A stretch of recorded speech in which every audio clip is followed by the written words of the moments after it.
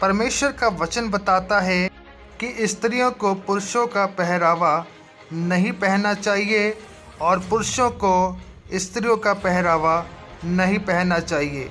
परमेश्वर का वचन बताता है कि परमेश्वर की दृष्टि में ये सब काम घृणित है। परमेश्वर ऐसे कामों को पसंद नहीं करते।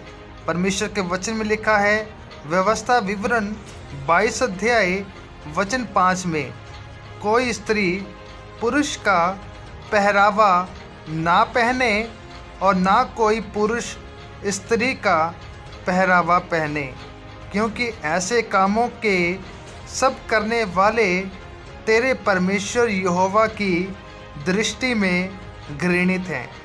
परमेश्वर का वचन बताता है कि परमेश्वर ने मनुष्य को अपने स्वरूप में बनाया है और परमेश्वर को जैसा भाया परमेश्वर ने उसी अनुसार हर एक मनुष्य जाति को बनाया।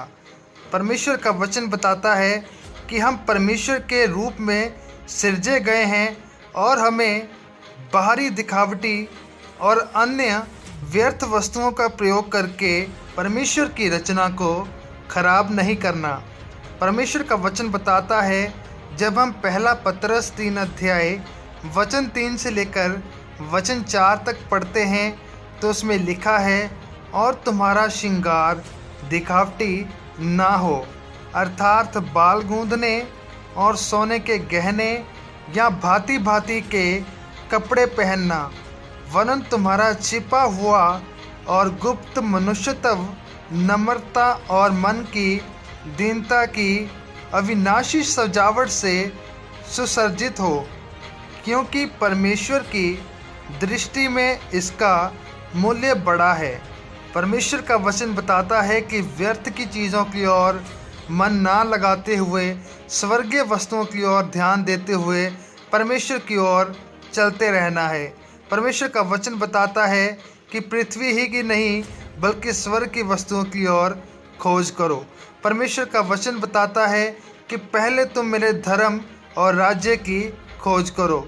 तो सबसे पहले हमें परमेश्वर के वचन के अनुसार अपने कपड़ों को, अपने जीवन को रखना है और हमेशा परमेश्वर के वचन में से होकर सीखते जाना है और परमेश्वर की खोज को करते रहना है। परमेश्वर का वचन बताता है कि परमेश्वर बाहरी दिखावटी चीज़ों की ओर ध्यान नहीं देते। परमेश्वर हमारे मन को जांचते हैं कि हमारा मन परमेश्वर के योग्य है या नहीं।